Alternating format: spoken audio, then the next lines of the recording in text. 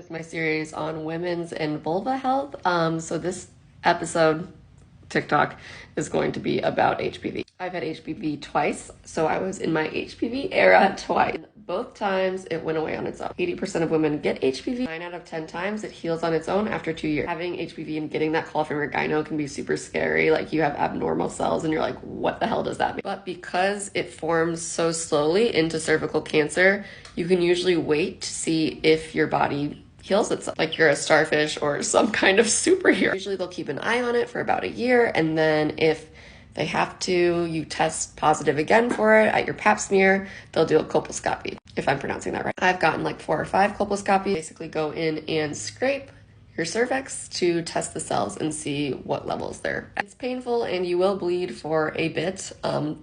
It sucks that we're not like put under for something like that. Give me all the drugs. But within a week, they should have an answer for you on if, again, you can wait or it needs to be treated right away. If it needs to be treated right away, you'll get a LEEP procedure or cryosurgery. Almost completely eliminates the risk that it will turn into cervical cancer because it takes a long time, like 10-ish years, for HPV to actually become cervical cancer. With those cells gone, there's nothing to turn into cancer. I have never had to get to that part.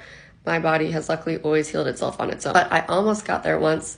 A gyno looked at my chart. Another gyno had advised me not to get the LEEP yet. But then the second gyno looked at my chart and she was like, oh my God, with these numbers, I would have gotten the LEEP. But then when she did the colposcopy, it came back normal. She was like, it's almost a miracle that it's healed on its own this fast in 6 months. I'm glad my first gyno waited, because LEEP procedure, though not proven, women do complain to not be able to have pleasurable intercourse after having it done. Your body needs what it needs, but I'm glad that I waited and started taking like a more holistic approach to healing. Even though I made diet changes, like I'm a vegan, but for those 6 months I ate fish, I really think a lot of it was just pure luck. So if you get diagnosed with abnormal cells, don't be scared. Most likely your body will get rid of it. And if you do have to get a LEEP, your body will then most likely not get cervical cancer. So many women get it, so many women go through that fear, but it ends up okay.